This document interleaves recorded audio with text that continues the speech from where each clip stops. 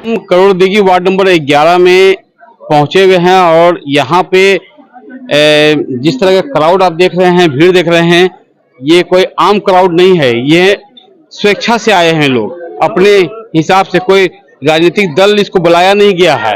लोग उमड़ के लोग पहुंच रहे हैं क्योंकि यहाँ पर एक ऐसे शख्स की मौत हो गई है जो देशभक्ति का जज्बा लेते हुए और अपराधी को पकड़ने के दौरान उनकी मौत हो गई। ये नंद किशोर यादव जी हैं जो समस्तीपुर के में पदस्थापित थे और पशु तस्करी के मामले को लेकर के वो मुठभेड़ के दौरान अपराधियों के द्वारा उन पर गोली चला दी गई थी, जिसके कारण उनकी मौत हो गई थी। आज ये जो भीड़ देख रहे हैं, सभी की आंखें नम हैं और बार बार एक ही प्रश्न सबके सवाल हो रहा है कि आखिर इनके परिवार का क्या होगा। अब इनके बाद इनको देखने वाला कौन होगा। आपको दिखाएंगे कि हमने सांसद महोदय से भी बातचीत किया है, यहाँ के जनप्रतिनिधि से भी बात किया है, यहाँ के जिला परिषद से भी बात किया है। ये सारा वाकया दिखाएंगे। आप तस्वीर में देखिए कि किस तरह का क्राउड है। पलासी अररिया से नजरिया के लिए विकास प्रकाश की रिपोर्ट। क्या हुई है, इसका जिम्मेवार कौन है और किस तरह? इसका जिम्मेवार बिहार के मुखिया सुशासन बाबू हैं। आज सुशासन बाबू से मैं जानना चाहता हूं, वो जवाब दें। जब आपका दरोगा सुरक्षित नहीं है तो आम जनता का क्या होगा। हम लोग तो आज तक बोलते थे ना। आज अररिया का कनखुदिया का करोड़ डिगली का बेटा जो दरोगा अपराधी को पकड़ने गया और अपराधी ने ताबड़तोड़ गोली चला करके इनको गोली मार के हत्या कर दिया। एक तरफ कल पूरे देश हम लोग आजादी के 77वां जश्न मना रहे थे और दूसरी तरफ खबर आती है कि नंदकिशोर यादव जी को परसों गोली लगी थी, अपराधियों ने मारा, वह नहीं रहे। इसलिए आज मुख्यमंत्री जी को जवाब देना चाहिए और बिहार की विधि व्यवस्था ठीक नहीं कर सकते हैं तो इनको इस्तीफा देना चाहिए। और नंदकिशोर जी जो हमारे शहीद हुए हैं, इनके परिवार में 2 नौकरी दें और 1 करोड़ रुपया मुआवजा दें ताकि उनके बाल बच्चा परिवार का भरण पोषण हो सके। और नहीं तो ये बिहार की जनता सब देख रही है और बिहार अब आपको बर्दाश्त नहीं कर रहा है। आप नैतिक जिम्मेवारी लेकर के आपको इस पर जवाब देना चाहिए। देखिए, बहुत दुखद घटना है जो आज एक पुलिस को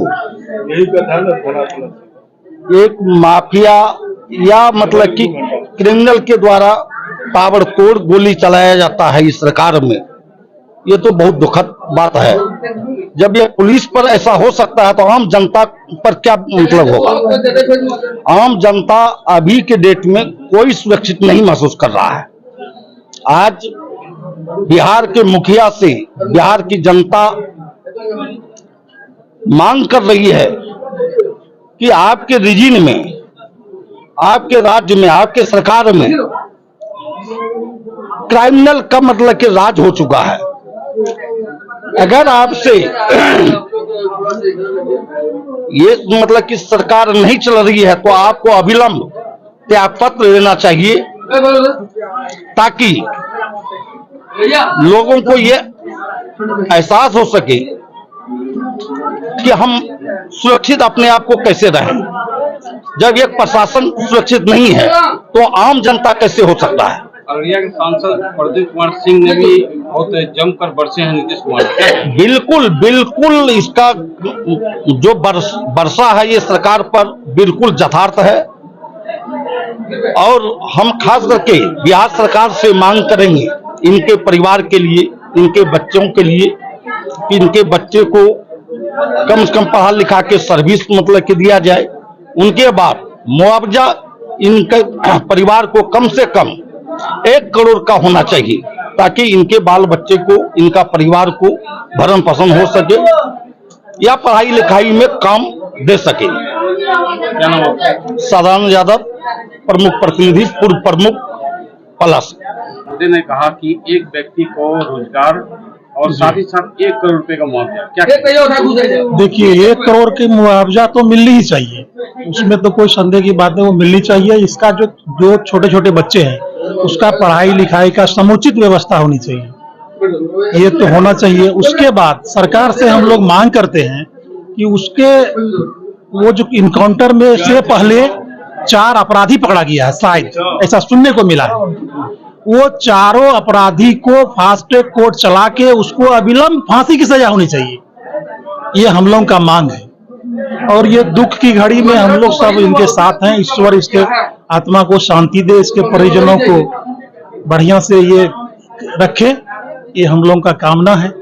और ये निकम्मी सरकार को अविलंब त्याग पत्र देनी चाहिए। अभी सांसद जी और हमारे प्रमुख साहब जो बोले, वो सरकार उनसे चल नहीं रही है। अभी जो पूर्व का सरकार था वो सुशासन बाबू के नाम से जाना जाता था, लेकिन अब वो सुशासन नहीं, वो दुशासन बाबू के नाम से जाने जाते हैं। इसलिए अविलंब उनको त्यागपत्र देनी चाहिए, ये सरकार उनसे नहीं चल रही है।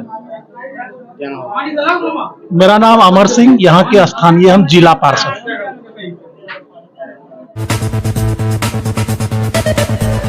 अन्य खबरों के लिए सब्सक्राइब करें नजरिया न्यूज।